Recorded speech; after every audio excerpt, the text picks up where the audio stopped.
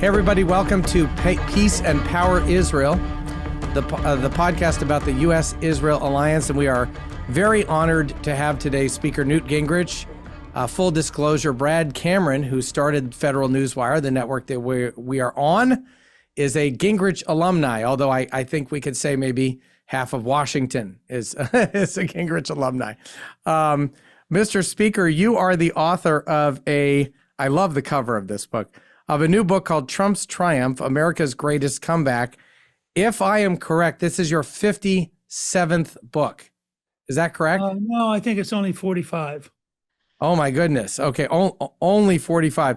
I feel like, I don't know how you do it. I feel like you write a book every 5 minutes. How do you do it so quickly? Well, we do generally one a year.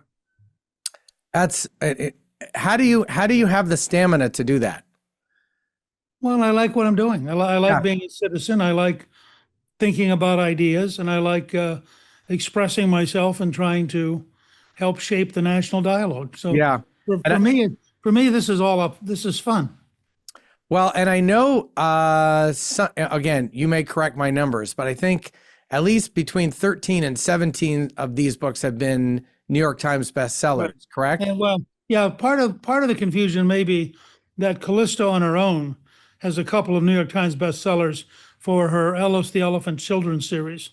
We're very proud because Trump's Triumph, America's Greatest Comeback, is now in its second week on the New York Times bestseller list. So considering that you have a book that has Trump in the title and Gingrich as the author, if we're on the New York Times list, you know we sold a lot of books. Yeah, that's right.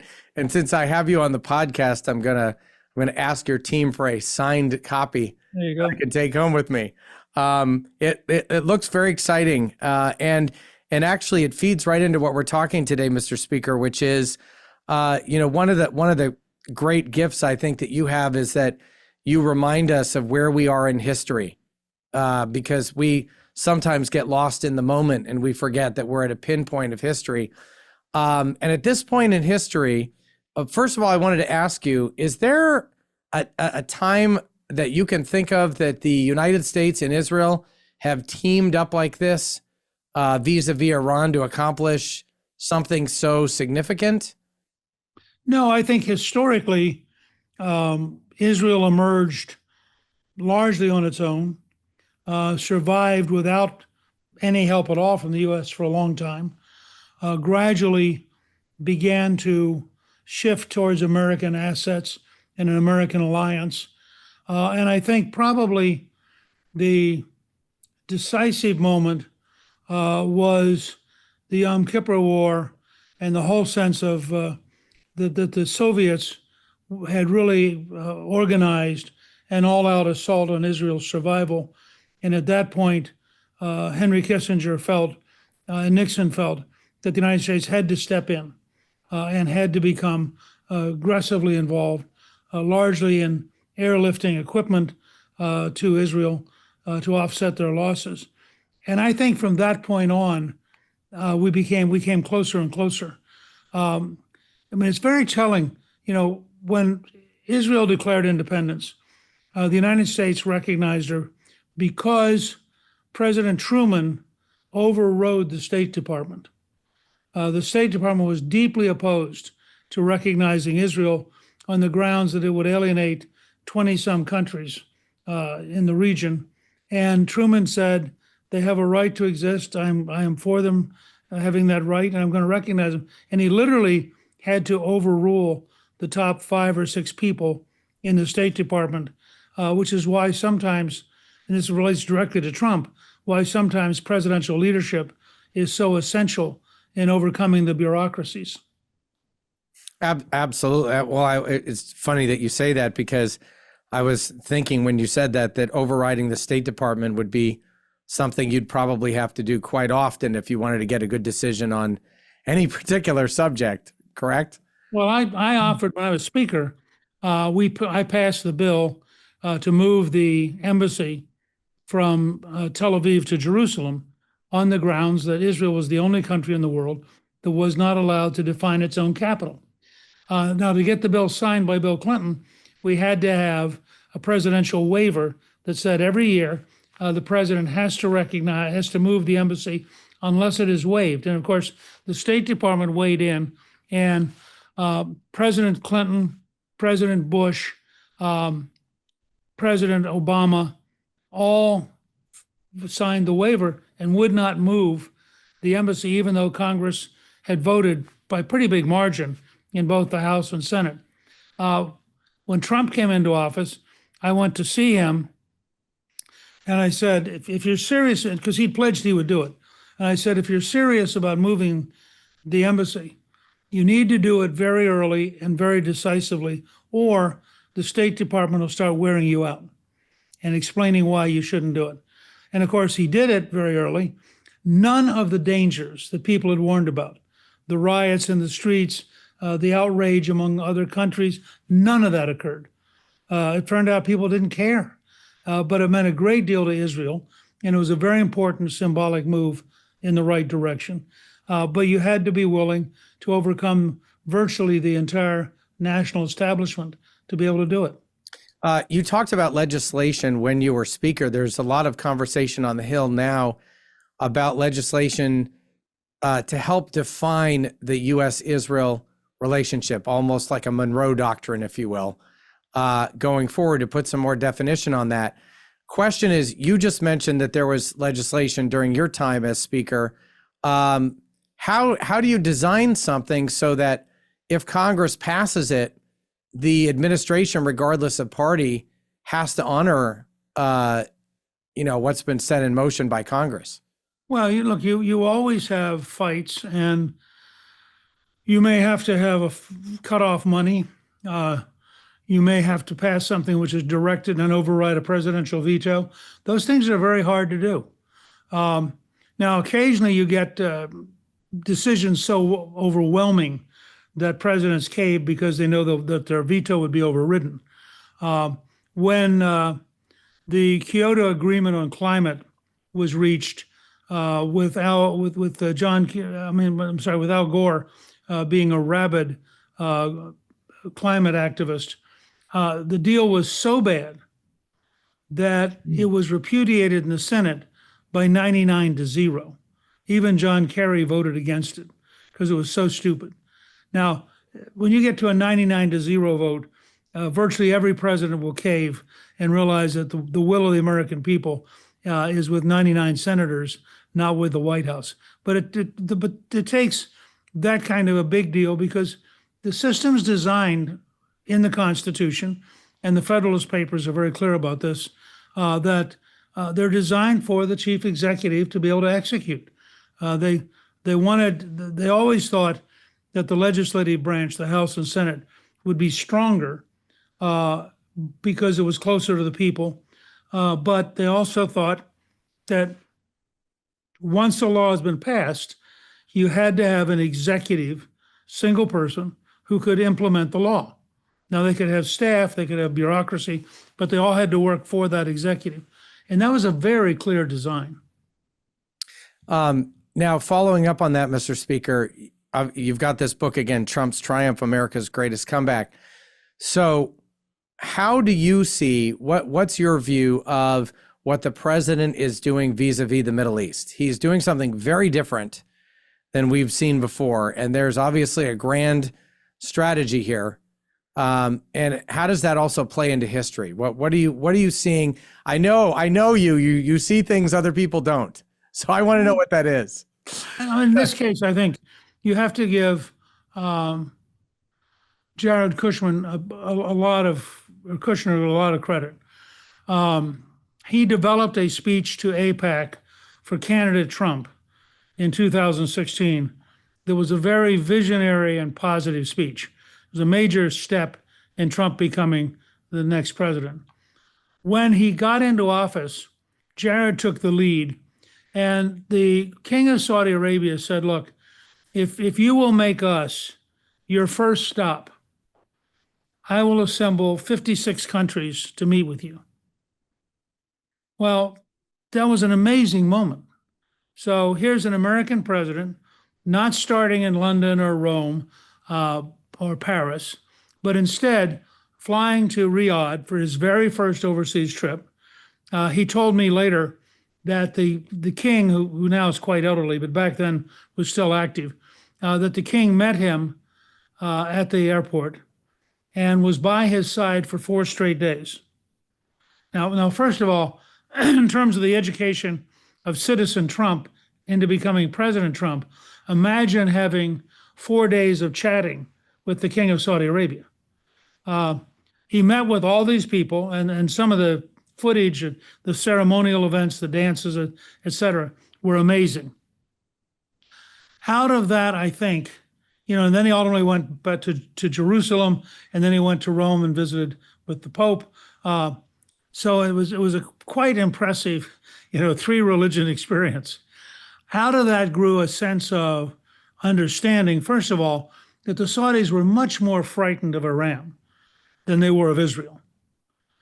Second, that the Saudis really, the royal family, really had concluded that they had to modernize, that the age of trying to repress dissent, block women from driving cars, etc., that was ending. And of course, with the Crown Prince, that's become even dramatically greater.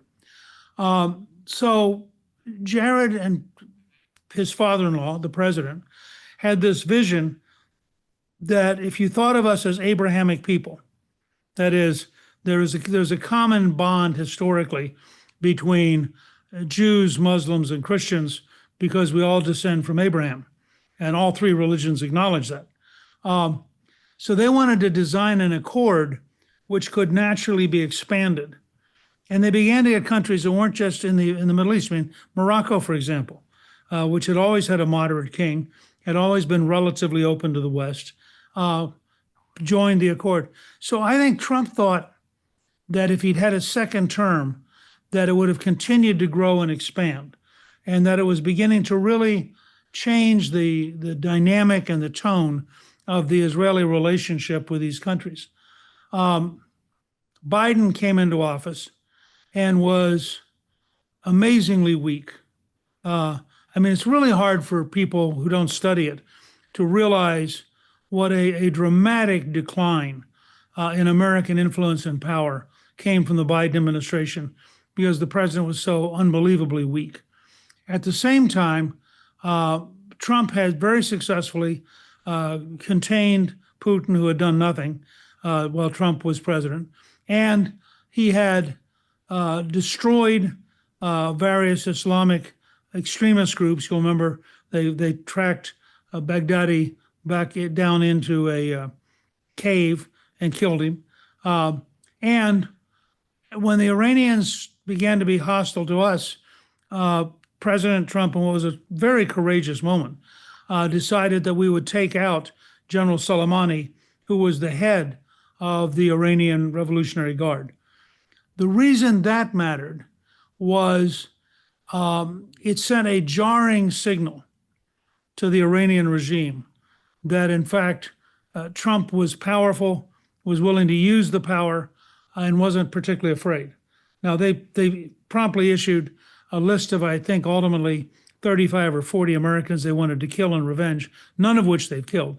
But they went a little, and then they calmed down. And Trump applied, in contrast to Obama, who had sent literally an airplane filled with money, and it was filled with euros and Swiss francs, because the Iranians wouldn't even allow Obama to bribe them with dollars. They said, we're not going to take any dollars because they come from the great Satan. So if you want to bribe us, you have to bribe us with euros and Swiss francs. And the Obama team was so pathetically weak that they went ahead and sent them a full airplane filled with money. So you had this sense in the Iranian part that they could get away with all this. It began to change under Trump, and then Biden comes in, and he is even weaker than Obama. And so you've had this continuous momentum towards a ballistic missile program and a nuclear weapons program. And what happened was the Saudis, the United Arab Emirates, the Qataris, Kuwait, all of them are much more afraid of Iran than they are of Israel. And so they're saying, look, we want to be allied to the United States, and we'd be happy to be allied to Israel because the people who are going to wipe us out are the Iranians. And in fact, we were moving towards a point where I think if Trump had not acted decisively, the Saudis would eventually have gotten their own nuclear weapon just to balance off Iran. So that was the circumstance where Trump comes back into office and supports Israel, which had been through, of course, a horrifying day of massacres and rapes in October of 23. And Trump indicates clearly that something which he'd actually said for 20 years, Iran cannot have a nuclear weapon, period. And it turned out that what Trump meant was Iran cannot have a nuclear weapon. And when he got in, he gave him 60 days and said, I'm going to spend 60 days. I don't want to get involved in a war. I'd like to get this solved diplomatically. And on the 61st day, the Israelis attacked. And it's all unfolded since then. Mr. Speaker, just to back up for a second, this is a question I don't know. I've wrestled with so much. Why didn't Biden continue the Abraham Accords? Was it just because it was Trump's idea? And well, remember, the entire diplomatic establishment, the think tank people, all had said for a long time that until you solve the Palestinian problem, nothing can get done. Yeah. Trump comes along and says, the Palestinian problem gets solved eventually, but right now let's do what we can to get to peace. Well, that cut across a lifetime of so-called expertise by all these people, the same people who warned that if we moved the embassy to Jerusalem, that there would be riots in the street, and they were wrong. The same people who warned that if we got too close to the Saudis, that would drive a wedge between us and Israel, which turned out to be wrong. The same people who thought that somehow Hamas could be moderate or Hezbollah could be. Remember, under Obama, you had a CIA director who talked about the idea of trying to work a deal with moderates in Hezbollah. You had people in the national establishment who wanted to find moderates in the Iranian government. I once had Bob Gates. I was on the Defense Policy Board when he was Secretary of Defense. And he came in and he said, in 1979, after the Shah was ousted and the religious dictatorship had taken over, he was the number 2 guy on a mission with Brzezinski, who was Carter's national security advisor. And they went to Algeria and met with the Iranian revolutionary dictatorship. And they said, we want to work out a way to not be enemies. We want to find out a way to be helpful. And the Iranians said, great, give us the Shah so we can execute him in public. Right. And they said, well, we can't do that, but we'll be glad to work out military sales. We'll be glad to work out economic aid. They went through the whole dance. And they kept coming back and saying, look, the only thing we want is the Shah. We don't care about anything you're offering us. We want the Shah because we have to execute him in public. Now, the Shah was dying of cancer in Egypt, and we refused to turn him over. And 2 weeks after that meeting, the Iranians illegally took over the American embassy. Ultimately, 52 of our diplomats were held captive for 444 days. And Gates concluded his story by saying, anyone who tells you that there are any moderates in the current dictatorship is totally out of touch with reality.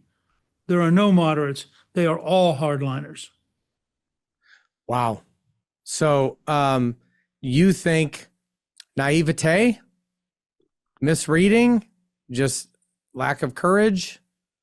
I think the liberals in general and much of the establishment, even non-liberals, saw The Lion King and thought it was a documentary. Ha! And that's a bumper sticker right there. Well, think about it. They behave as though lions and zebras sing and dance together. And those of us who are realists say, lions actually eat zebras. And their answer is, no, that can't be true. Didn't you see the movie? they love each other and they dance together. And so they approach genuinely evil regimes. And the Iranian regime is genuinely evil. Just 2 years ago, it hung 500 people in public for demonstrating. It's killed tens of thousands of Iranians to stay in power. It has launched over 400 efforts to kill Americans. It has been the primary supporter of the Houthis, Hezbollah, and Hamas trying to destroy Israel. A regime that says death to America and death to Israel is an evil regime. And yet all of these liberals and much of the national establishment, even if they're Republican, are basically liberal intellectually. They all think, gee, can't we find a way to, let's have an agreement. And I think that's like the zebra saying to the lion, why don't we get together for lunch? And the lion thinks that's a great idea. You'll be lunch. What was the famous saying from Churchill? Never negotiate with a tiger when your head is in its mouth. Exactly. So the president is looking at a Middle East where he's looking at the map and he's looking at all these countries that could potentially do trade, make peace with Israel, and Iran is essentially standing in the way of that. Not just with their nuclear threats, but just generally as a regime. Well, look, again, anybody who paid attention would realize that the Iranians have been, as the State Department, by the way, has said, since 1984. They were designated in 1984 as the leading state sponsor of terrorism on the planet. Well, now, if you have a state which is sponsoring terrorism, it shouldn't be that hard to figure out that they're probably not acting in your interest. And yet we've continually had this problem.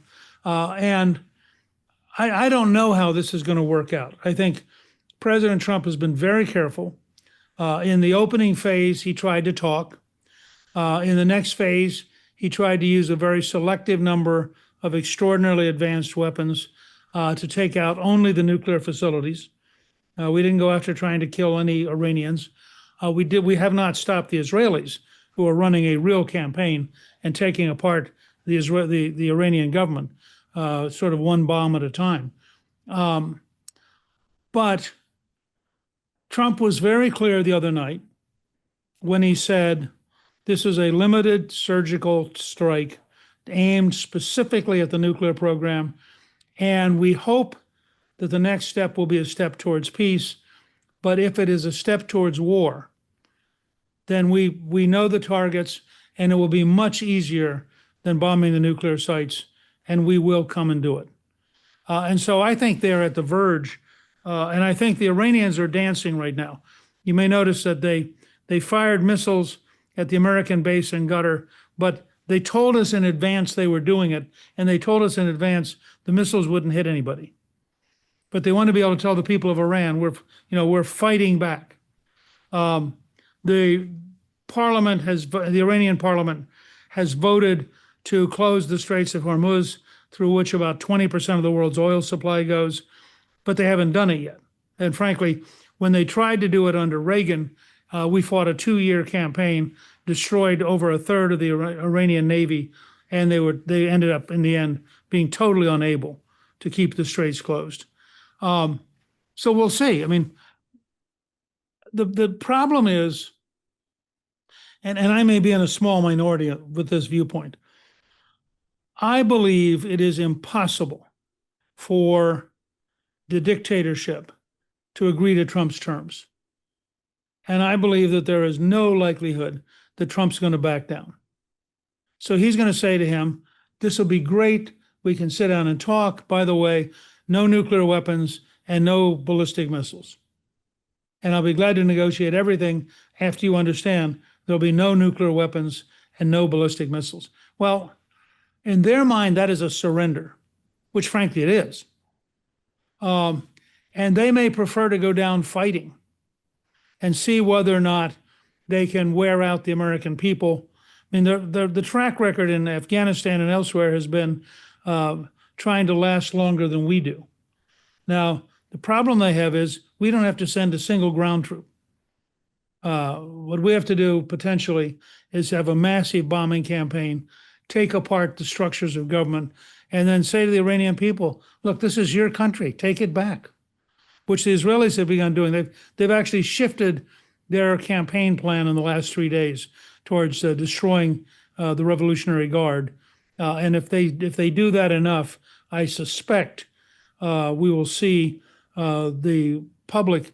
Every poll I've seen for years says that about 80% of the Iranian people hate the regime and are suppressed by the regime's secret. Well, and the other 20% are probably working for the regime, right? They're working for it or they're neutral. Right. I'm not sure the 20% is, I think about 5% are for the regime. 15% would like to not say, and 80% will tell you they really dislike the regime. Yeah. So with that in mind, you're looking at, well, let me ask you this, Mr. Speaker, just something you said ticked something in my mind. What do you make of the predominantly younger voices on the right, previous to the president making this decision to bomb those nuclear sites, coming out very strongly against the administration and against any possible war, and saying things like, Bibi's sucking us into a war, we're not going to fight Israel's war, et cetera, et cetera. Again, you've been around the block just a few times. You've seen these trends come and go. Did that surprise you? Did you see that coming? Well, I mean, that there are a handful of right-wingers who are pro-Putin and anti-Semitic and don't particularly want to see Israel survive, and don't take, and are probably more favorable to Iran than they are to Israel or the United States. We're a big mass movement now. Trump has created a coalition that's very big. I think that we've learned in the last few days there are very few Americans who agree that the United States does not have an interest in Iran. The last poll I saw, 78% of Republicans and 78% of Democrats agree that Iran is a threat, and that as long as we don't use ground troops, they're very comfortable with us bombing the Iranians until they give up their weapons. And I think that's also, frankly, where when you can pull off the kind of raid that they pulled off this weekend, the fact that you could send all of those aircraft in and not lose any of them. And I'm told now, I just did a show with Sean Hannity, who said that according to his sources, we had actually, and I think they probably did this using cyber intervention, but we actually had put up phony airplanes on the Iranian radar, so that they were actually trying to hunt down airplanes that did not exist, and they couldn't see the airplanes that did exist. But the result was, the chairman of the Joint Chiefs said Sunday morning that there was not a single missile fired at any American aircraft during the operation. Which is absolutely stunning. It is. It's stunning. And I wonder if you would agree that for the detractors against what the president has done on the left, there's nothing you can do. I feel like they think it's their job to poo-poo. I love all the calls for congressional authorization when there were none of those calls during previous administrations, right? They could do whatever they wanted. That didn't matter. So I don't think any American actually takes that seriously. But for those voices on the right that have been so vocal, again, I agree with you, small, but definitely vocal. It seems like the president's success and wisdom in navigating these things is the proof of the pudding at the end of the day. Well, and he's been pretty blunt. He's taken on several folks on the right and just said bluntly, you're wrong and you're out of touch with reality. He has not backed down. And I think, I actually thought that Secretary of State Marco Rubio had a great answer when somebody said to him, aren't you risking American lives? And he said, if the Iranians get nuclear weapons, we are risking the entire country. And that's what's at stake here. I mean, people need to understand. There, as recently as a couple of months ago, the Ayatollah Khomeini went on national television and said to the Iranian people, I want to reassure you that death to America is not a slogan, it's a policy. Well, Franklin Roosevelt had a great speech in September of 1941 when he said, if you're standing next to a rattlesnake, you don't have to let it bite you 5 or 6 times to figure out that it's dangerous. And he, of course, was talking about Nazi Germany. And I think we're in a similar moment. I mean, if somebody actively goes out to build nuclear weapons, they actively go out to build a missile which could reach the United States, and they keep chanting death to America, you have to wonder if the people who are for appeasing them are just insane, or if they're masochists, or if they have a death wish. It's a very good question.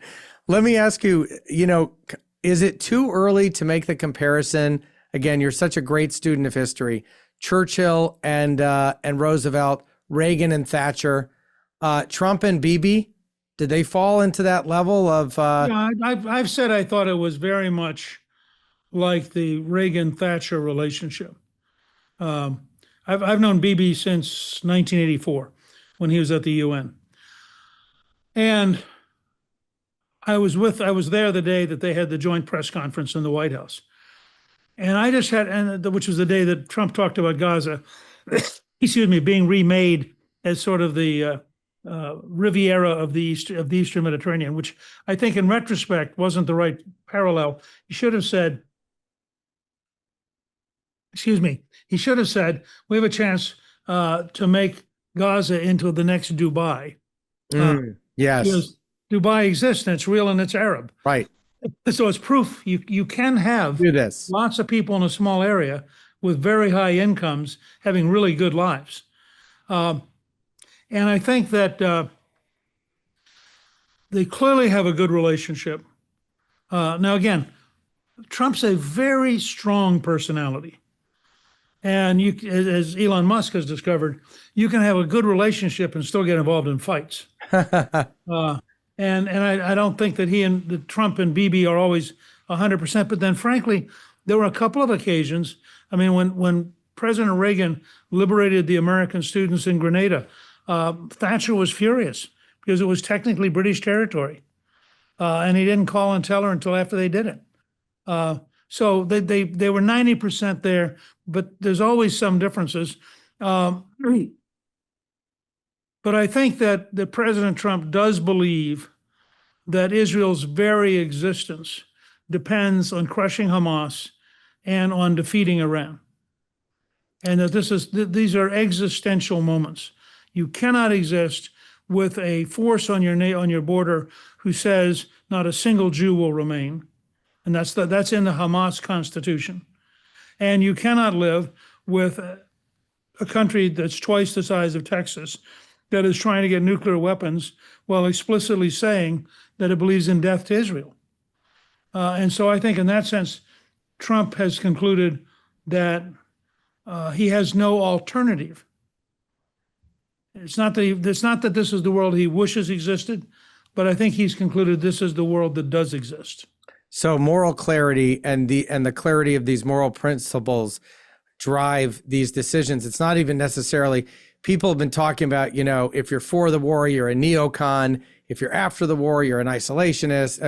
Against the war, you're an isolationist. This is part of the discussion that Tucker and Senator Cruz had.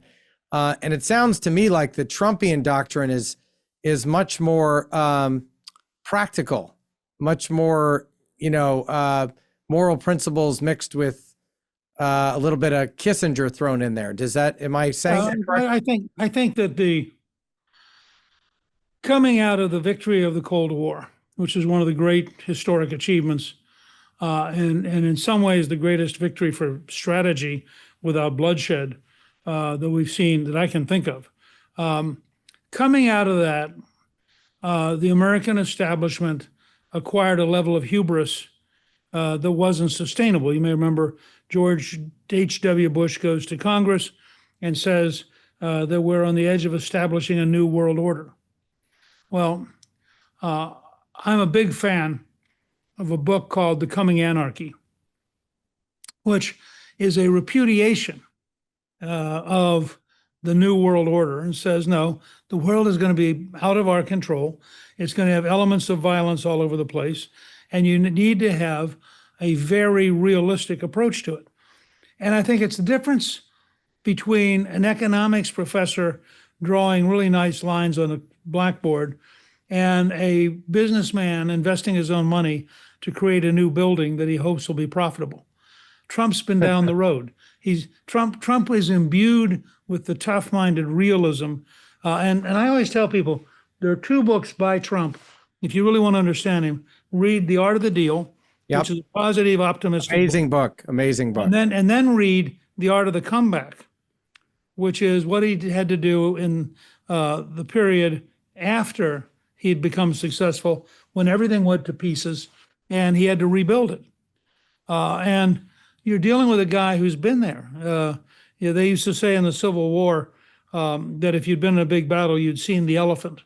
Well, I would say that Donald Trump has seen the elephant. He understands the world's real. He understands that you have to be cautious, and he understands that you have to have a certain amount of humility, because John F. Kennedy had this great plaque on his desk that said, "Oh Lord, your ocean is so big and my boat is so small." And I think that Trump understands that you can get there, but you have to be aware of reality.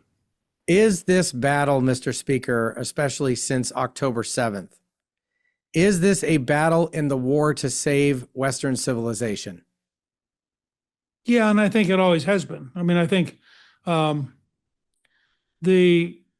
you cannot have Western civilization without a Judeo-Christian tradition. It's impossible. They're so intimately linked. And one of the great threats to Western civilization is the rise of a secular modernism, which repudiates all the lessons of the ancient world and repudiates all the lessons of the Judeo-Christian tradition, and somehow thinks that you can have a rational, human-defined reality, which is why when you get into questions like, are there two sexes or are there 95? Well, reality for all of human history has said basically there are two sexes, man and woman. And in the last 50 years, a little bit like the French Revolution, which you may remember, the French Revolution was very anti-church, very anti-Christian, thought that it could make the world anew, and literally changed, for example, the calendar to create a whole new set of months based around repudiating everything. It was just part of their whole effort to repudiate the modern world. And ultimately, they devoured themselves, and the very people who'd led the revolution ended up dying under the guillotine. You have a lot of that going on in the modern left, which is not just anti-American, it's anti-Western civilization. Because part of the Judeo-Christian tradition that people get uncomfortable talking about is that it is based on a belief in God. I mean, that's as deeply true of the Jewish community as it is of the Christian community. And ironically, it's deeply true of the Muslim community. So when you start dealing with secular atheists who believe that, we can somehow define ourselves, that we are gods to ourselves, you're dealing with people who are totally outside of all of the known models that we created civilization out of. And these are people who are inherently the enemies of America and the enemies of our civilization. And they came to dominate our campuses.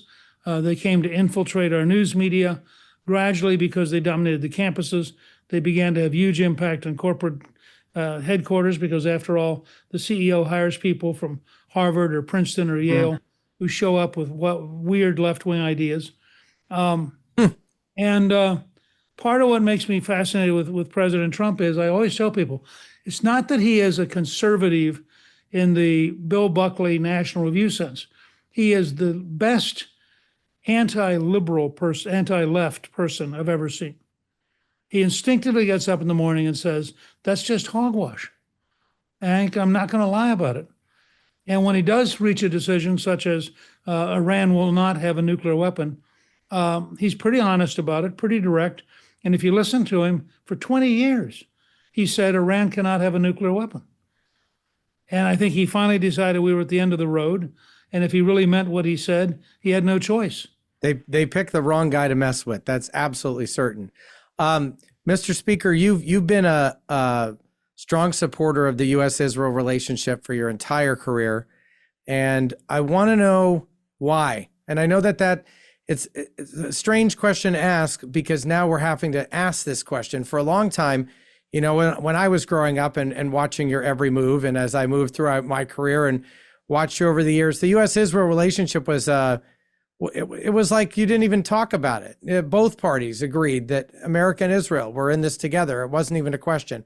But now that it is being questioned by some on the right and some on the left, if you're sitting down with one of those younger folks who hasn't grown up in the assumption, in that assumption of that relationship like you and I have, what would you say to them? What do you want to leave with them that maybe they haven't thought about?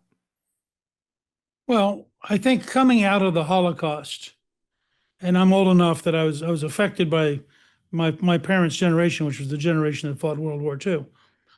Coming out of the Holocaust, you had to ask yourself, should there be a place that Jews can live in safety and where they can express themselves and not have constant fear of being annihilated? And if you reached a yes, the only place that made sense was Israel. And if you believed that, then you had to watch in amazement. I mean, so in some ways I was shaped by the sheer courage and capabilities of the emerging Israeli state. You look at the war for independence, where every Arab army was opposed to them from day one, and they beat all of them. And they did so basically from a standing start. I mean, it's one of the most amazing military campaigns in history. Then you turn around and you watch by the time I was in high school, we had the extraordinary campaign of 1956, where the Israelis took on their neighbors with a surprise attack and totally dominated. And if the United States had not stepped in, they probably would have toppled Nasser, which might have been a good thing. And then you come forward a little further, and there's another war. And again, you look at the ability of the Israelis to win. And then finally you get to Yom Kippur, where they're totally surprised. I once had the opportunity to sit down with General Tal, who had the brigade that held the Golan. And at one point, his one brigade was up against two full Syrian divisions. And he walked through what they did, which was amazing. First of all, they didn't focus on the tanks. They focused on the tanker trucks, because they knew that the tanker trucks were easier to kill. And if you started killing them, the other tanker truck drivers would think this was a bad place to be. And they literally, by the end of the battle, had hundreds of tanks that had run out of gas because the tanker trucks wouldn't come up and refuel them. And it was, again, it was a brilliant campaign. So you look at all that and you think, you know, these are folks who have shown extraordinary brilliance. I mean, the raid at Entebbe, for example, where Prime Minister Netanyahu lost his brother. The only Israeli killed at Entebbe was Netanyahu's brother. And you look at the brilliance of that raid, and you realize they were up against really bad human beings. I mean, they were up against human beings who believed in killing children, believed in raping and killing women, who were really being manipulated. I mean, the truth is, instead of going to United Nations refugee camps, they should have been reabsorbed into the Arab societies around them and led a decent life. And then you learn that, for example, they have math books that teach if there are 11 Jews and 6 die, how many Jews are left? And literally from first and second and third grade, they're being taught hatred. Well, I find it really hard to defend institutionalized hatred. And we'd seen that with the Nazis. To some extent, we saw it with the Soviets, and we saw it with Mao Zedong and the Chinese communists. It's always bad. And in the Middle East, it's been peculiarly vicious and focused basically on genocide. I mean, so I would say to people, you have a very simple crossroads. Do you think the Jewish people have the right to have a homeland? If you do you think they have a right to live in peace in that homeland? And if the cost of living in peace in that homeland is defeating people who are dedicated to destroying them, do you think that that's a moral necessity? And my conclusion is that it is. This is as morally necessary a war as any we've seen, including World War II. Mr. Speaker, I love, just every time I talk to you, the thing I get from you is moral clarity. And it's so grateful for it, because in a world of confusion, you very much like a preacher, you may have missed your calling, Mr. Speaker, that might have had another career as a man of the cloth, because you know how to call a spade, and you have that in common with the subject of your new book, Trump's Triumph, America's Greatest Comeback. This is Speaker Gingrich's 5,027th book that he's written. I'm totally kidding for your audience, but the man is prolific. There's no question about it. Speaker Newt Gingrich, thank you for your time. I learned so much listening to you, and grateful for you being on the show. Thank you. It was great to be with you.